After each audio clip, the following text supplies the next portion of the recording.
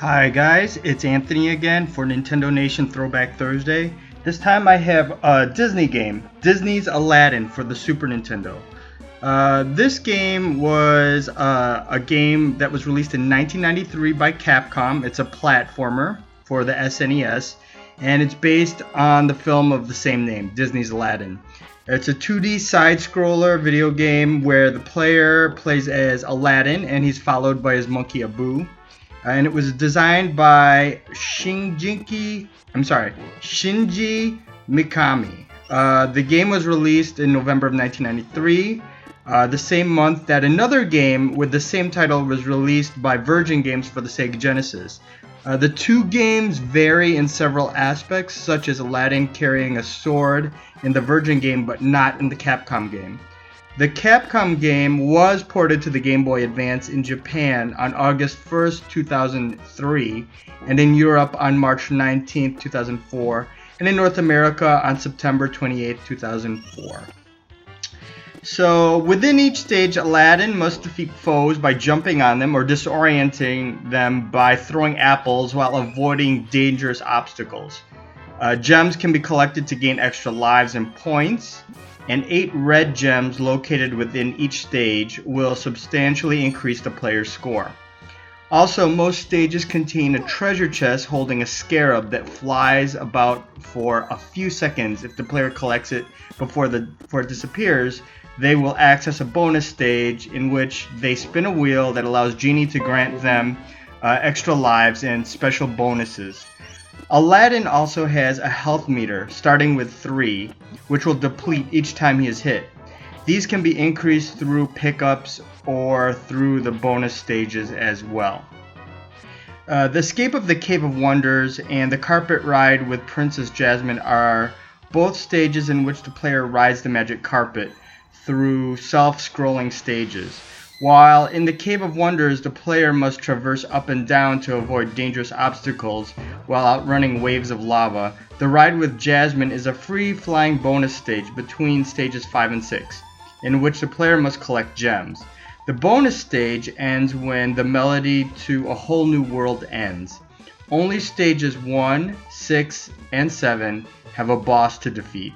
Stage 7 being the final stage, while stages 2, 3, and 4, and 5 require reaching the end to complete. So, a little history on my take with this game. I actually bought it kind of late in the Super Nintendo's life.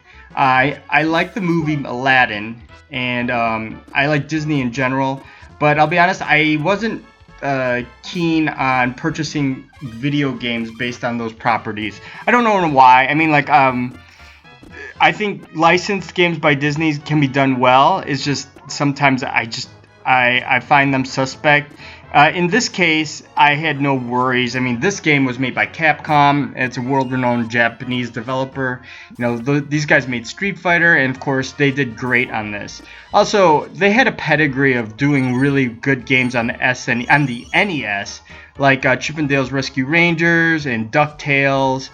They even made, I think, a Little Mermaid game, which I have, which I should also bring that out. Although I hear that one is just average at best. But they're usually really good with these Capcom Disney conversions.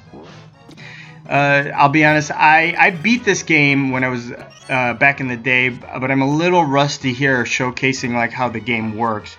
I just got hit there. I mean, usually people can really just run through these stages without getting hurt at all. But in this particular one, since I hadn't played it for years, this particular run is kind of bad. Anyway, I'll be honest, Little Mermaid is still my favorite of all the Disney movies. Aladdin probably comes in second. I really like the music in this movie. And in terms of this game versus the Genesis version, I'll be honest, I think I like this one a lot more. Although the main gaming public, I think, would disagree with me, and they would say that the Genesis one is much better. And I'll be honest, I haven't had that much time with the Genesis version, although I do own a copy. I think the strength of that one is the good animation. But I tend to like Capcom's level design a little better. It's a little more arcadey and straightforward. And if I recall, the Genesis one is a little more obtuse. You don't know exactly where to go. And this one's a little more linear, which I actually appreciate more. And the parallax scrolling in this particular level, when you're above Agrabah with the several different layers, I mean, it really gives you a sense of Agrabah being like this large, incredibly large city as you see it scrolling by, and with the large palace in the background. I mean, it makes this game's scope look just incredible. Other than that, the graphics and sound are great. And actually his climbing, although this one is not supposed to have the best of animation, I think it looks great. I think it looks kind of like Prince of Persia, I'll be honest. With that, I forgot what the technique is called, but like the rotoscope animation. This is just great. I should do a comparison side by side with the Virgin Electronics one for the Sega Genesis, and I know it'll pale in comparison, but really, they're two different games and two different styles. And I think that's incredible. I really like that part where he's on the clothesline.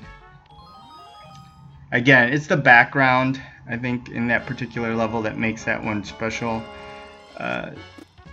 Here in the marketplace, it's all right. It's kind of a little generic, with you jumping on these clay pots, collecting bread. Not as majestic as that prior level. But I remember when I bought this game, I bought it from Target, and I remember just buying it because it happened to be on clearance. I think it was like $19.99 or something like that. Oh, and this is the end. This is the I guess the boss of this first level. And really, I'm supposed to time it where he swiped. Yeah, like he swipes me with his sword, and then I'm supposed to jump on him again. And it only takes 3 hits, but unfortunately I died here. Like I said, it was really, really rusty. But anyway, excellent game for the SNES. Thanks for watching, and have a great day.